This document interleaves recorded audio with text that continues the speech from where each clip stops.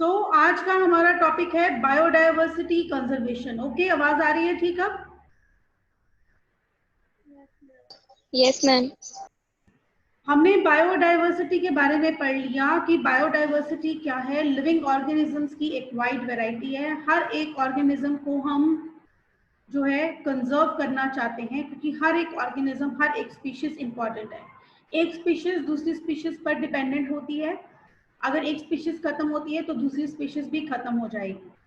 अभी एक दो स्पीशीज के खत्म होने से हमें कोई खास फर्क नहीं पड़ता, कोई फर्क नहीं पड़ता है हमें। लेकिन अगर ये नंबर ऑफ स्पीशीज बहुत बढ़ जाता है तो हमारा इकोसिस्टम का बैलेंस जो है वो डिस्टर्ब हो जाएगा, जिसका effect each and every living organism पर पड़ेगा। अब तक हमने पढ़ा जो स्पीशीज जो है वो एक्सटिंक्ट हो चुकी हैं, जैसे डोडो ऑफ मॉरिशस, क्वेगा, ये स्पीशीज हैं जो कि अभी रिसेंटली 2-3 सालों में ही एक्सटिंक्ट हुई हैं। ठीक है, तो इनको जो एक्सटिंक्ट हो गई है उनका तो हम कुछ नहीं कर सकते, लेकिन जो एंडेंजर्ड हैं, जो आने वाले टाइम में आकर फिशेस खत्म हो सकती हैं, उनको हम कैसे कंजर्व कर सकते हैं। तो बायोडाइवर्सिटी कंजर्वेशन को हम एक कैटेगरी ले सकते हैं इसमें, नैरो यूटिलियरियन,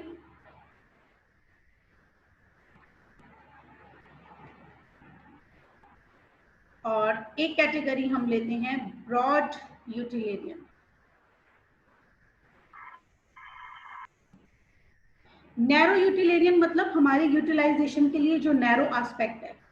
नैरो एस्पेक्ट मतलब इकोनॉमिक यूज। हम बायोडाइवर्सिटी, प्लांट्स, एनिमल्स, जो भी लिविंग ऑर्गेनिजम्स हैं, उनको इकोनॉमिकली यूज करते हैं, मतलब वो हमारी डे टू डे लाइफ में किस तरह से काम आते हैं हमारे लिए।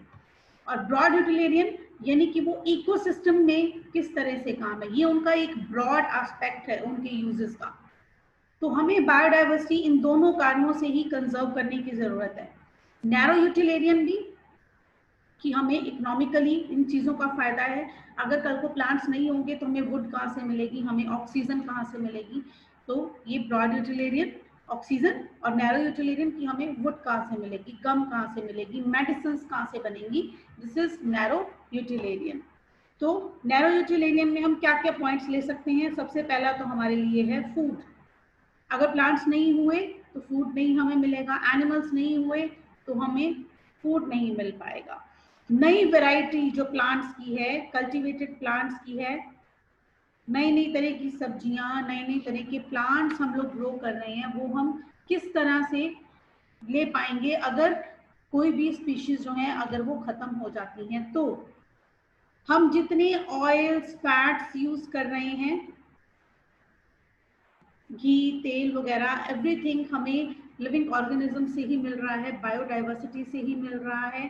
प्लांट से हमें फाइबर्स मिल रहे हैं, प्लांट से हमें वुड मिल रही है, जो कि हम फर्नीचर और वेरियस जो है कामों के लिए यूज कर रहे हैं, दैट इज टिम्बर, ये हमें मिल रहा है। पेपर जो है वो भी हमें प्लांट से मिल रहा है। तो ये सब इसके इकोनॉमिक यूजेस या नैरो यूटिलियरियन जो है जो कॉजेज हैं जिसकी वजह से हमें बायोडाइवर्सिटी को कंजर्व करने की जरूरत है। ब्रॉड यूटिलियरियन क्लासेस में वन मोर थिंग इसमें रहेगी मेंशन करनी, दैट इज ड्रग्स और मेडिसिन। बहुत जरूरी है, जो मेडिसिन वगैरह भी हम यहीं से ही जो है वो निकालते हैं। इस कारण से हमें जरूरत है बायोडाइवर्सिटी को कंजर्व करने के लिए। दूसरा कारण क्या है, ब्रॉड यूटिलियरियन यानी कि इकोसिस्टम को एक बैलेंस में रखने के लिए भी हमें जो बायोडाइवर्सिटी है उसे कंजर्व करने की जरूरत है। हम जितने भी इकोसिस्टम में देते हैं, हमारे बैलेंस किस तरह से हम यूज कर सकते हैं। जैसे हम कई एनिमल्स को यूज करते हैं फॉर ट्रांसपोर्टेशन।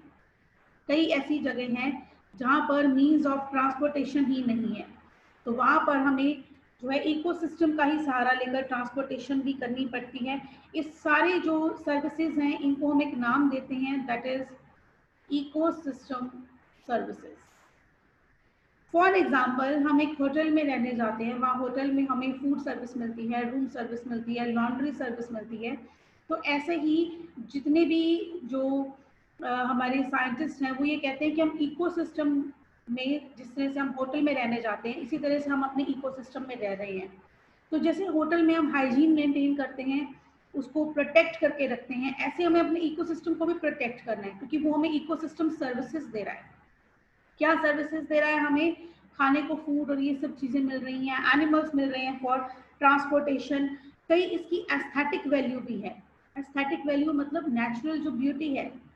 अगर हमारे इकोसिस्टम पे हम कोई भी स्पीशीज को खत्म कर देते हैं, कोई भी स्पीशीज खत्म हो जाती है, तो उसकी एक नेचुरल ब्यूटी भी खत्म हो जाएगी। क्लाइमेट जो है वो डिस्टर्ब हो जाएगा। अगर क्लाइमेट डिस्टर्ब हुआ तो एक नहीं, उस इकोसिस्टम में रहने वाली सारी की सारी स्पीशीज ही डिस्टर्ब हो जाएंगी। पॉल्यूटेंट्स को भी इकोसिस्टम जो है वो एब्जॉर्ब कर रहा है अपने अंदर। हम इतना कुछ इंडस्ट्रीज से, घर से वेस्ट निकालते हैं, वो सारा वेस्ट भी हमारा इकोसिस्टम ही सारा उसको डाइजेस्ट कर लेता है, खत्म कर देता है। जैसे कि अमेज़न के जो फॉरेस्ट है, अकेले अमेज़न के फॉरेस्ट हैं, वो हमें ऑक्सीजन प्रोवाइड कर रहे हैं टोटल 20%। पूरी अर्थ पर ऑक्सीजन, एक तरफ अमेज़न की जो ऑक्सीजन है वो अकेली 20% कॉन्स्टिट्यूट कर रही है। ठीक है, वाटर साइकिल मेंटेन हो रहा है बायोडाइवर्सिटी की वजह से। Water cycle, oxygen cycle, carbon cycle, ये सब साइकिल्स जो हैं वो इकोसिस्टम की वजह से ही चल रहे हैं। हमारी सॉइल जो है वो फर्टाइल है, उसमें इरोजन नहीं हो रहा, that is due to ecosystem, क्योंकि प्लांट्स हैं। तो इस वजह से भी हमें अपने इकोसिस्टम को प्रोटेक्ट करने की जरूरत है। और एक तीसरा रीजन और हो सकता है, that is ethical reason. First reason is narrow utilitarian, second is broad utilitarian, और तीसरा रीजन क्या है हमारे पास, that is ethical reason. Ethical reason मतलब बीइंग अ ह्यूमन, इंसानियत के नाते हमें कोई हक नहीं बनता कि हम किसी और स्पीशीज को भी खत्म कर दें। अगर हम पावरफुल हैं तो हम किसी और स्पीशीज को मारें, उस स्पीशीज को नुकसान पहुंचाएं, एथिकल बेसिस पर भी ये बात गलत है। तो ये 3 कारण है जिसकी वजह से हमें बायोडाइवर्सिटी को कंजर्व करना चाहिए। अब ये बायोडाइवर्सिटी कंजर्व कैसे होगी? इसको कंजर्व करने के 2 तरीके हैं। 2 तरह से हम कंजर्वेशन कर सकते हैं, और ये आपके चैप्टर के अब इम्पॉर्टेंट क्वेश्चंस भी हैं।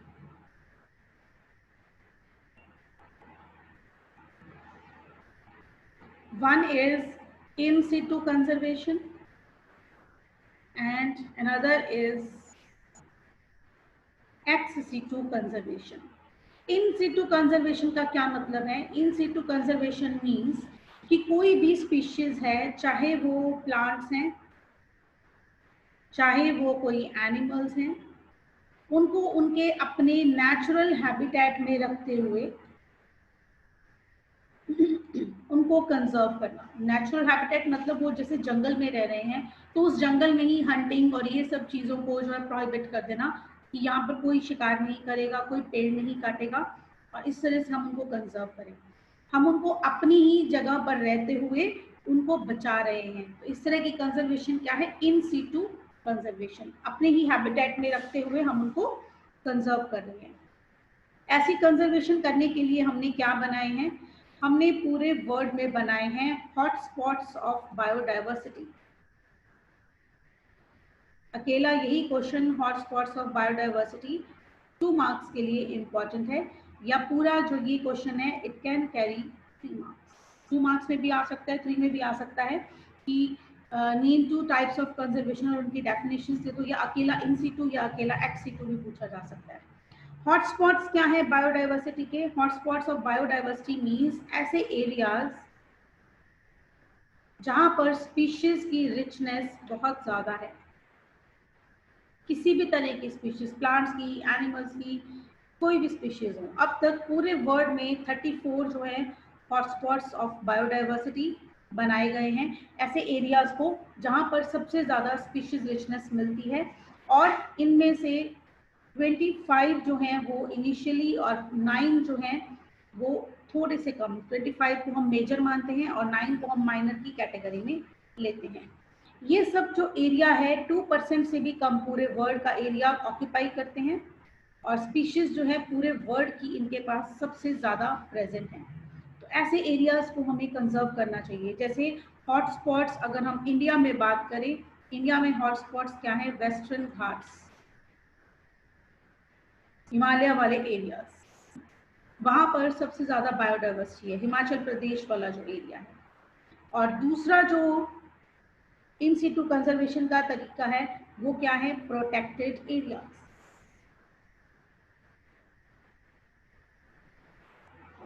हम कुछ एरियाज को इस तरह से प्रोटेक्ट कर देते हैं, बायोजियोग्राफिकल एरिया।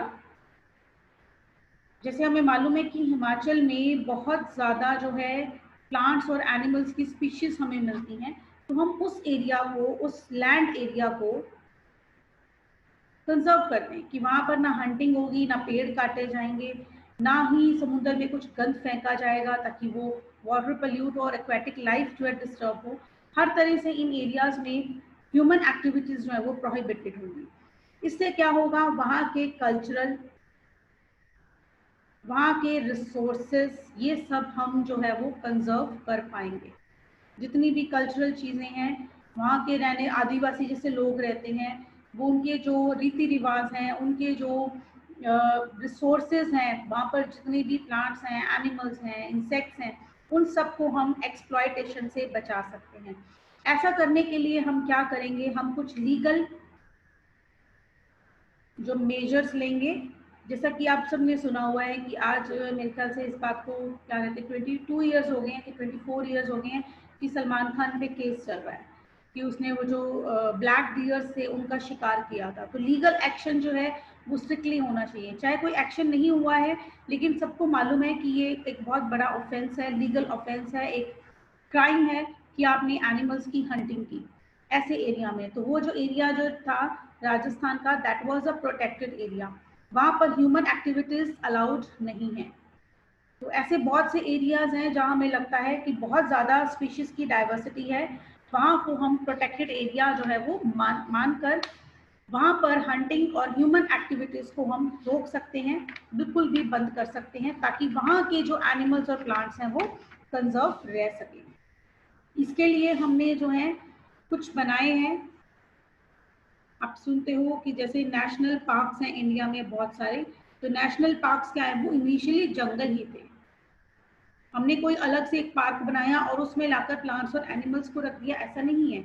वो खुद एक जंगल थे और जंगलों में ही हमने जो है उनको बाहर से प्रोटेक्शन दे दी कि यहाँ पर अब कोई भी आकर हंटिंग नहीं करेगा, डिफॉरेस्टेशन नहीं करेगा, जंगलों को काटेगा नहीं, ना ही यहाँ पर कोई रहने की जगह बनाई जाएगी। तो इस तरह के एरियाज कहलाते हैं नेशनल पार्क्स। कौन से areas? Areas which are reserved for wild life conservation.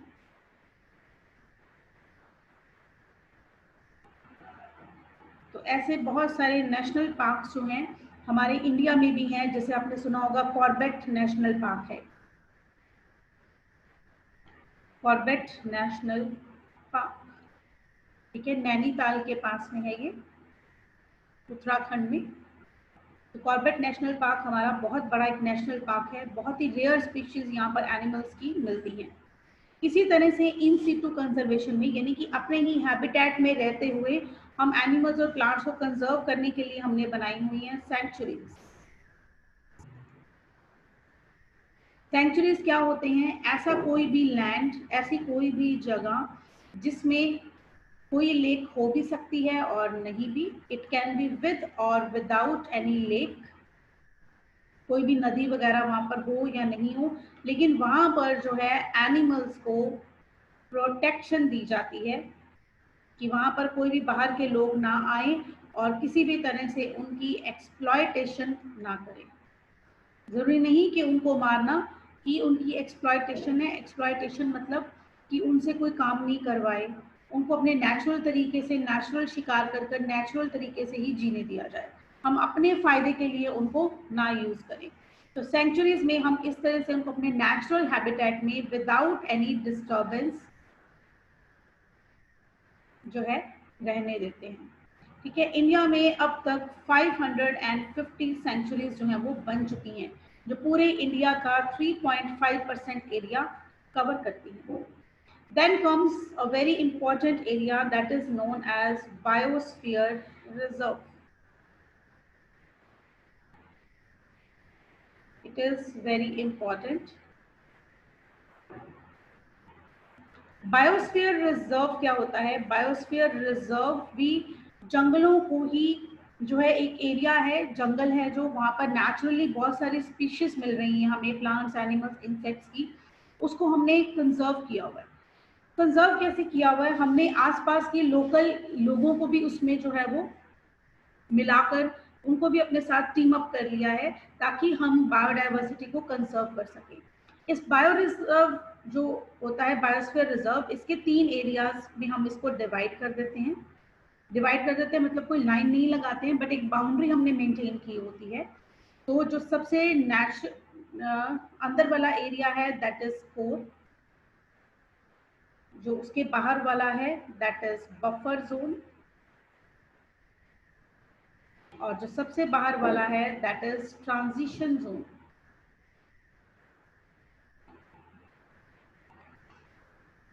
तीनों जोन्स में अलग अलग एक्टिविटीज जो है वो अलाउड होती हैं। फॉर एग्जाम्पल, कोर जोन जो है वहां पर किसी भी पर्सन को नहीं आने दिया जाता, न्यू ह्यूमन एक्टिविटी। वहां पर सिर्फ नेचुरली जो एनिमल्स और प्लांट्स होंगे वही वहां पर रह सकते हैं, कोई वहां पर नहीं जा सकता है। बफर जोन जो है वो कोर जोन के अराउंड जो है प्रेजेंट होता है, और यहाँ पर लिमिटेड ह्यूमन एक्टिविटी होती है। मतलब वहाँ पर जो आसपास के एरियाज हैं या जो वहाँ के काम करने वाले लोग हैं, इस एरिया में सिर्फ वही लोग जा सकते हैं। और ट्रांजिशन जोन सबसे बाहर का एरिया होता है, आउटर मोस्ट एरिया होता है, और ये एरिया जो है it is known as a friendly area. यहाँ पर कोई भी आ जा सकता है, लोकल लोग भी आ जा सकते हैं, टूरिस्ट भी आ जा सकते हैं, प्रोवाइडेड उनको जो है एक्सप्लॉयटेशन नहीं करनी है, किसी चीज को नुकसान नहीं पहुंचाना, सिर्फ घूमने फिरने के लिए वो इस बाहर बाहर के एरिया में आ सकते हैं। बफर जोन में जा सकते हैं, लेकिन सिर्फ वहाँ के जो एम्प्लॉयज हैं, और कोर जोन में कोई भी ह्यूमन एक्टिविटी अलाउड नहीं होती है। ये सब जो है in situ conservation, ex situ conservation, इन सब करने से क्या ऑब्जेक्टिव्स हैं हमारे, क्या जो हमने अपने क्या कहेंगे एम्स रखे हैं, ऑब्जेक्टिव्स क्या हैं हमारे, क्या एम है कि हमने ये जो बायोस्फीयर रिजर्व बनाए, नेशनल पार्क्स बनाए, सेंचुरीज बनाए। सबसे पहला हमारा ऑब्जेक्टिव है कंजर्वेशन, बायोडाइवर्सिटी की कंजर्वेशन, हर तरह के प्लांट्स, एनिमल्स को प्रोटेक्ट करना। दूसरा जो है दैट इज जेनेटिक कंजर्वेशन। अगर एक स्पीशीज खत्म हो जाती है तो उसके उतने जीन्स भी हमारे जीन पूल में से खत्म हो जाते हैं। जीन पूल मतलब अब इस अर्थ पर जितने लिविंग ऑर्गेनिजम्स हैं, हर कोई अपने जीन्स लेकर यहाँ पर घूम रहा है, और वो जीन्स जो है वो वेरिएशंस क्रिएट कर रहे हैं। वेरिएशंस ही हमारे एग्जिस्ट करने का कारण है। तो हम अपने जीन्स जो हैं यहाँ पर शेयर कर रहे हैं, तो हम जीन पूल में हैं कि हम अपने जीन्स कंट्रीब्यूट कर रहे हैं। Human beings, as a human beings हम 30,000 जीन्स हमने अपने इस इकोसिस्टम में सर्कुलेट करा रहे हैं, हम वेरिएशंस दे रहे हैं अपनी रिप्रोडक्शन कर कर। लेकिन अगर कोई एक स्पीशीज खत्म हो जाती है तो वो जीन पूल से वो जीन्स भी हमेशा के लिए खत्म हो जाते हैं। तो जेनेटिक कंजर्वेशन के लिए भी जरूरी है। ट्राइबल्स जो हैं वो बने रहें, पुराने उनके रीति रिवाज बने रहें, ट्रेडिशनल जो रिसोर्सेज हैं हमारे वो बने रहें, ये भी हमारा बायोडाइवर्सिटी को कंजर्व करने का एक जो है ऑब्जेक्टिव है। डिग्रेडेड एरियाज, जो एरियाज अब इस टाइम पे खत्म हो चुके हैं, उनको वापस जो है अपनी लाइफ पर लाना, उनको वापस नॉर्मली जो है हेल्दी करना, ये हमारा जो है कंजर्व करने का तरीका है, नेशनल पार्क्स वगैरह बनाकर। और रिसोर्स की अवेलेबिलिटी को बढ़ाना। अगर हम कोई रोक नहीं लगाएंगे कि पेड़ काटे जाओ, एनिमल्स को मारते जाओ, तो एक टाइम ऐसा आएगा जब हमें रिसोर्सेज यानी कि फूड, वुड, ये सब चीज़ें हमें मिलेंगी ही नहीं। और रेगुलर मॉनिटरिंग करना। अगर हमने बायोस्फीयर रिजर्व, नेशनल पार्क्स और सेंचुरीज बना दी तो टाइम टू टाइम उनमें चेकिंग होती है। वहाँ के ऑफिशियल्स हैं, जो वहाँ का स्टाफ है, वो चेक रखते हैं कि कितने एनिमल्स हैं, कोई बीमार है, कोई मर गया, क्या हुआ, क्यों मरा, एक साथ इतने क्यों मरे। तो इस पर एक चेक रह जाता है, और जल्दी से कारण को पता लगाकर हम लोग उनको प्रोटेक्ट भी कर सकते हैं। इंडिया में इस तरह से टाइगर्स को प्रोटेक्ट करने के लिए कई प्रोजेक्ट्स बनाए गए हैं। जैसे एक प्रोजेक्ट था प्रोजेक्ट टाइगर, हालांकि वो फेल हो गया, व्हाइट टाइगर बिल्कुल ही खत्म हो गए हैं। 1973 में हमें पता चला था कि टाइगर्स जो है वो खत्म हो रहे हैं, डिप्लीशन हो रही है उनकी। तो 1973 में 17 नेशनल पार्क्स के अंदर इनको कंजर्व किया गया था। ठीक है, अब ये नेशनल पार्क्स की जो है काउंट बढ़कर 26 हो गए, लेकिन टाइगर्स फिर भी डिप्लीट होते जा रहे हैं, खत्म होते जा रहे हैं। ऐसे ही लायंस को बचाने के लिए लायन प्रोजेक्ट इंडिया में शुरू किया गया था इन 1972, लेकिन गिर नेशनल पार्क के अंदर सबसे पहले ये शुरू हुआ था लायंस को बचाने के लिए, लेकिन लायंस फिर भी हमने कंजर्व कर लिए हैं अभी तक। इसी तरह से स्नो लियोपर्ड प्रोजेक्ट चला, राइनो को प्रोटेक्ट करने के लिए प्रोजेक्ट चला, तो कई प्रोजेक्ट्स इंडिया ने बनाए जो कि सक्सेसफुल हो भी गए। एक और इन सिटू कंजर्वेशन में हम एक और तरीका अपना सकते हैं वाइल्ड लाइफ और इन सबको कंजर्व करने का। अब हर जगह गवर्नमेंट जो है वो एक एरिया को सील कर दे और कहे कि ये नेशनल पार्क है, ये सेंचुरी है, ये बायोस्फीयर रिजर्व है, यहाँ नहीं जाना। उसके लिए गवर्नमेंट को स्टाफ भी लगाना पड़ेगा, वहाँ पर मैनेजर्स, वर्कर्स, इन सबको अरेंज करना पड़ेगा। तो इतने सब कुछ गवर्नमेंट जो है वो नहीं अगर मैनेज कर पा रही है, तो एक तरीका और निकाला गया, that is sacred groves. It is also an important topic for 2 marks. Sacred groves क्या है? Sacred groves हैं कि जैसे sacred होता है कोई भी चीज जो होली है या जिसको हम पूजनीय है, जिसको हम पूजा करते हैं, तो ऐसे एरियाज जहाँ पर वाइल्ड लाइफ बहुत ज़्यादा है, जो पर ट्राइबल लोग बहुत ज़्यादा हैं। आई रिमेंबर कि जब भी आप राजस्थान में ट्रैवल करती हो तो देखते हैं कि कुछ एरियाज ऐसे आते हैं जहाँ पर अभी भी आदिवासी लोग रहते हैं, ट्राइबल्स रहते हैं, नेचुरल तरीके से वो लोग रहते हैं, पत्ते बांधकर, लालटेन जलाकर। वहाँ पर अभी तक इलेक्ट्रिसिटी नहीं है, उन लोगों के पास कोई लेटेस्ट टेक्नोलॉजी वाली कोई चीज़, लाइट ही नहीं है इवन घर में, उनको पता ही नहीं कि इलेक्ट्रिसिटी क्या चीज़ है। ऐसे भी लोग रह रहे हैं। ऐसे लोगों ने अपने नेचुरल जो इकोसिस्टम को, हालांकि टेक्नोलॉजी से वो दूर है, लेकिन एक चीज़ बहुत अच्छी है कि उन्होंने अपने इकोसिस्टम को कंजर्व करके रखा है। उनके पास नेचुरल स्पीशीज मिलती हैं, प्लांट्स की, एनिमल्स की, जो हमारे यहाँ शायद देखने को मिलती ही नहीं है। तो वो एक नेचुरल एनवायरनमेंट में, नेचुरल हैबिटेट में एनिमल्स और प्लांट्स को कंजर्व करके रखते हैं। तो गवर्नमेंट ने उनको भी कॉन्टेक्ट किया है और उनकी ये ड्यूटी लगा दी है कि वो लोग वहाँ का जितनी भी वाइल्ड लाइफ है या जो भी बायोडाइवर्सिटी है उसको कंजर्व करेंगे। तो ये ड्यूटी अब उन लोगों की है कि वो लोग बाहर के किसी भी आदमी को अंदर आकर कोई भी एक्सप्लॉयटेशन नहीं करने देंगे। तो इस तरह के एरियाज कहलाते हैं सैक्रेड ग्रुप्स।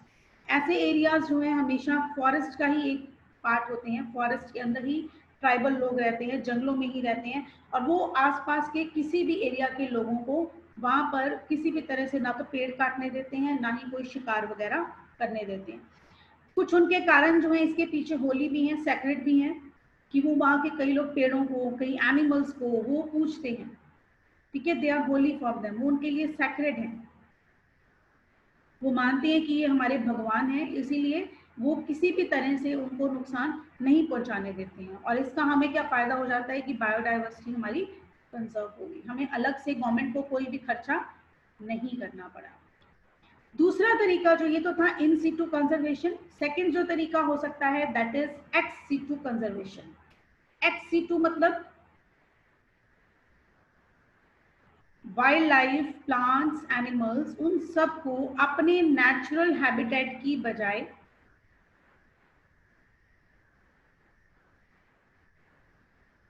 उनको एक नई जगह पर शिफ्ट कर देना, उस जगह पर उनको जो जैसा उनका नेचुरल हैबिटेट था वैसी ही जगह दे देना। जैसे कि जू में आप जाते हैं, जू में जो है बर्ड्स को ट्रीज के पास रखा जाता है कि वो ट्रीज में अपना वैसे करें, फूड उनको जो अथॉरिटीज प्रोवाइड करती हैं, जरूरी वो अपना शिकार तो खुद कर नहीं सकते। फॉर एग्जांपल लायंस हैं, जैसे आप कभी जू में जाएं तो लायंस को एक खुला सा एरिया दे दिया होता है, बिल्कुल वैसे ही जैसे उनकी डेन होती है, रहने की जगह होती है, वैसे ही उनको एक छोटा सा रूम सा बनाकर दे देते हैं, गुफा सी बनाकर दे देते हैं, जहाँ पर वो अपने नेचुरल तरीके से रह सकते हैं, लेकिन खाना उनको जो है खुद प्रोवाइड करते हैं। तो this is ex situ conservation, अपनी नेचुरल हैबिटेट से हटकर उनको भेजना। ऐसा हम किन स्पीशीज को भेजते हैं? जो स्पीशीज एंडेंजर्ड है या थ्रेटेंड है, अभी जिनका नंबर कम है या जिनका नंबर कम हो रहा है और आने वाले 10 सालों में जिनका नंबर इतना कम हो जाएगा कि वो खत्म हो सकते हैं, उनको हम रखते हैं। ऐसे क्या क्या हैं? कुछ सैक्रेड प्लांट्स हैं जिनको हम रख सकते हैं। एक्ट C2 में जैसे आप सभी घर में तुलसी रखते हैं, है ना, तो हमारे एक सैक्रेड है, ये प्लांट एक सैक्रेड है, पूजनीय प्लांट है, हम इसकी पूजा करते हैं, हम इनको देवी लक्ष्मी का रूप मानते हैं तुलसी को, तो हम इनका अपने आप ही ध्यान रखते हैं। तो तुलसी जो है वो हमारे देश से कभी भी जो है वो एक्सटिंक्ट नहीं हो सकती, क्योंकि हमने उसकी एक्ट C2 कंजर्वेशन कर रखी है, हमने उसको सैक्रेड मानकर उसको पूजते हैं। हर घर में तुलसी होती है, सैक्रेड प्लांट्स की फॉर्म में रख सकते हैं। लोगों को प्रमोट किया जाता है कि होम गार्डन्स बनाएं, जिसके पास जगह नहीं भी होती तो वो छोटे छोटे पॉट्स में कुछ प्लांट्स जो है वो ग्रो कर लेता है, तो ये भी एक्ट C2 कंजर्वेशन का ही एक तरीका है। थर्ड हो सकता है ऑफ साइट कलेक्शन, कुछ लोग जो हैं कलेक्शन करके रखते हैं प्लांट्स की अपने पास शौकिया तौर पर, ये भी एक तरह से है। या फिर जो गवर्नमेंट करती है दैट इज जीन बैंक, जो स्पीशीज हमें लगता है कि वो थ्रेटेड हैं या एंडेंजर्ड हैं, आने वाले टाइम में खत्म होने वाली हैं, उनके जो जेनेटिक मटेरियल है उसको हम प्रिजर्व करके रख लेते हैं जीन बैंक के अंदर। क्या क्या रख सकते हैं? फॉर एग्जांपल अगर वो प्लांट्स हैं, हमने प्लांट्स को कंजर्व करना है, तो प्लांट्स के सीड्स, प्लांट्स के पॉलन ग्रेन्स या पूरा का पूरा फ्लावर ही हम कंजर्व करके रख सकते हैं। ठीक है, इन सब चीज़ों को, या छोटा छोटा एक सीडलिंग बना देते हैं, छोटा प्लांट बना देते हैं, उसको हम जो टेम्परेचर, जो एटमॉस्फेरिक कंडीशंस चाहिए वो हम एक लैब में क्रिएट करते हैं और उनको वहाँ पर स्टोर कर लेते हैं। उस लैब को हम क्या बोलते हैं? Gene bank. तो ऐसे जीन बैंक इन हाउस भी हो सकते हैं। इन हाउस जीन बैंक्स जो हैं, मतलब हम ऐसे सीड्स को लग सकते हैं which are orthodox seeds. Orthodox seeds क्या होते हैं? ऐसे सीड्स जो कि किसी भी तरह की एक्सट्रीम कंडीशन को टॉलरेट कर सकते हैं, मतलब डिहाइड्रेशन, पानी ना मिले, छोटे छोटे घरों में ही हम इन सब चीज़ों को प्रिजर्व करके रख लेते हैं कि ऐसे सीड्स जो कि जल्दी से दिन में पानी नहीं खत्म होता, डिहाइड्रेशन नहीं होती, हाई टेम्परेचर पर रख दो तो भी खराब नहीं होते, एनारोबिक कंडीशन में एयर ना मिले तो भी खराब नहीं होते, हीट हो जो एकदम, उसको बोलते हैं ऑर्थोडॉक्स। तो जिन पर किसी भी चीज़ का असर नहीं होता वो क्या है? Orthodox seeds. दूसरे हम कर सकते हैं फ्रेश सीड्स को भी स्टोर कर सकते हैं इन द जीन बैंक्स में, हम फ्रेश सीड्स को भी स्टोर कर सकते हैं। ऐसे सीड्स जो बहुत जल्दी डिहाइड्रेटेड हो जाते हैं, जिनमें से पानी जो है बहुत जल्दी खत्म हो जाता है, निकल जाता है, या एरोबिक कंडीशन में ये खराब हो जाते हैं, तो इनको हम एनारोबिक कंडीशन में -10 डिग्री सेंटीग्रेड टेम्परेचर पर प्रिजर्व कर रखते हैं। जब हमें इनकी ज़रूरत होती है तो हम इनको बाहर निकाल लेते हैं और कभी भी हम ग्रो कर एक नया प्लांट इनमें से ग्रो कर सकते हैं। ऐसे हमने प्रिजर्व किया है ओट्स, पीज, हमारे यहाँ इतने नहीं होते लेकिन हमने इनको प्रिजर्व करके रखा हुआ है, जिसके कारण बार्ले हम जब चाहें इनको अकॉर्डिंग टू नीड हम ग्रो कर सकते हैं। ठीक है, इसी तरह से टिश्यू कल्चर, हमने प्लांट्स के टिश्यूज को प्रिजर्व करके रखा हुआ है। कुछ ऐसे प्लांट्स जो कि खत्म होने वाले हैं, एक्सटिंक्ट होने वाले हैं, वो टिश्यू कल्चर की फॉर्म में हमारे पास अब प्रिजर्व्ड हैं। जब हम चाहें उस टिश्यू से एक कोई भी ऑर्गन बनाकर, एक वेजिटेटिव पार्ट बनाकर, रूट बनाकर, स्टेम बनाकर, उससे हम एक नया प्लांट ग्रो कर लेंगे। और cryopreservation, cryopreservation is also important topic. किसी भी चीज़ को, क्रायोप्रिजर्वेशन जनरली सिर्फ प्लांट्स के लिए नहीं, किसी भी चीज़ के लिए हो सकती है। किसी भी चीज़ को इन विट्रो मीन्स लैब के अंदर, इन विट्रो का मतलब होता है लैब के अंदर प्रिजर्व करना, ठीक है, और -196 डिग्री सेंटीग्रेड टेम्परेचर, जो कि लिक्विड नाइट्रोजन का है, लिक्विड नाइट्रोजन के -196 डिग्री टेम्परेचर पर प्रिजर्व करके रखना। क्या क्या प्रिजर्व कर सकते हैं हम? सीड्स को प्रिजर्व कर सकते हैं, फ्लावर को कर सकते हैं, पॉलन्स को कर सकते हैं, छोटे छोटे सैपलिंग्स या छोटे छोटे प्लांट्स को प्रिजर्व करके रख सकते हैं। तो ये प्रिजर्वेशन हमारे पास हजारों लाखों सालों तक चल सकती है, और जब हम चाहें तो उसे एक नया प्लांट जो है वो ग्रो कर सकते हैं। ठीक है, this is act C2 conservation.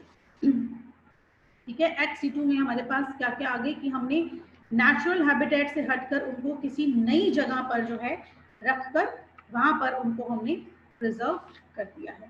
चाहे वो सीड है, चाहे वो एनिमल के टिश्यू का ही कोई पार्ट है, तो जैसे अब हमारे पास व्हाइट टाइगर खत्म है, लेकिन व्हाइट टाइगर के जीन्स और जेनेटिक मटेरियल को हमने प्रिजर्व करके रख लिया। इन फ्यूचर अगर कोई हमें लगा कि हम उसका हाइब्रिड बना सकते हैं या हम जो है क्लोन उसका बना सकें, तो हम क्लोन बनाने की उसकी कोशिश करेंगे। ठीक है, थोड़ा सा टॉपिक जो आपने डिटेल में और देखना है, that is hotspots of biodiversity. इसमें मैंने आपको बता दिया वेस्टर्न घाट्स आ जाते हैं, श्रीलंका का एरिया जो है वो भी वेस्टर्न घाट्स के अंदर ही आता है। वहाँ पर भी आप जाएं कर्नाटका वाली साइड तो बहुत ज़्यादा जो है वेस्टर्न कोस्ट जो है इंडिया का, वहाँ पर भी बहुत ज़्यादा डाइवर्सिटी मिलती है हर तरह के। केरला वगैरह, तमिलनाडु, इन एरियाज़ में हमें हर तरह की थ्रेटेंड और ये सब स्पीशीज मिल जाती है। इनको हॉटस्पॉट्स बनाया गया है। दूसरा एक और हॉटस्पॉट है, that is Indo Burma. Indo Burma जो बॉर्डर है वहाँ पर भी हॉटस्पॉट्स हैं। कई ऐसे रीजन्स हैं जहाँ पर ऐसी रेयर स्पीशीज मिलती हैं जो मेडिसिन में भी यूज़ करते हैं। और हमारा अपना जो है that is Himachal Pradesh, Himalayas के जो एरिया हैं उनमें सबसे ज़्यादा हमारे पास स्पीशीज मिलती हैं। जैसे कि 3169 टाइप के हमें डाइकॉट्स प्लांट्स ही हमें हिमाचल में मिल जाते हैं। अकेले डाइकॉट्स इतने हैं, जिम्नोस्पर्म और मोनोकॉट्स, और ये कितने होंगे आप सोच लो, इतनी इतनी स्पीशीज हमें वहाँ पर मिल जाती है।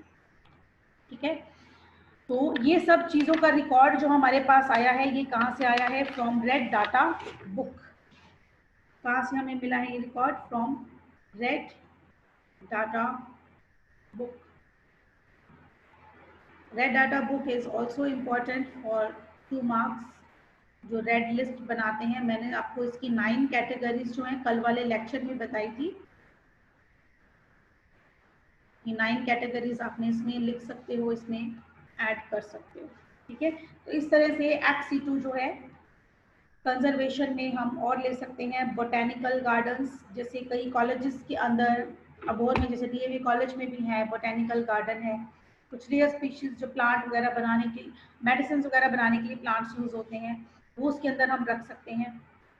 कम्युनिटी कंजर्वेशन, जैसे नेहरू पार्क है हमारा, एक कम्युनिटी मिलकर एक पार्क बना देती है जहाँ पर चलो कुछ प्लांट्स सभी जो है वो लगा देते हैं और एक gene bank.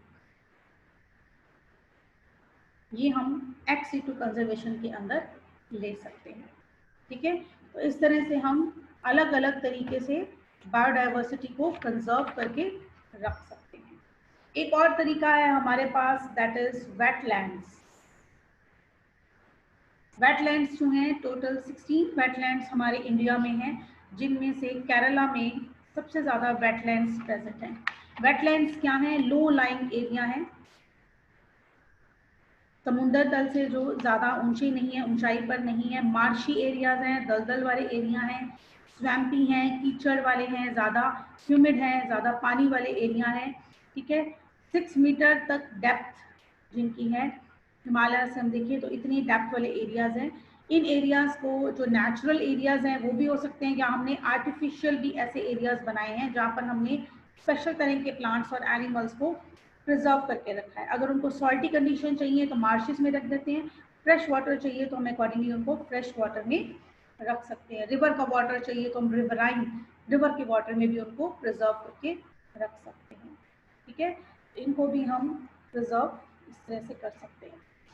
This is all about biodiversity and conservation.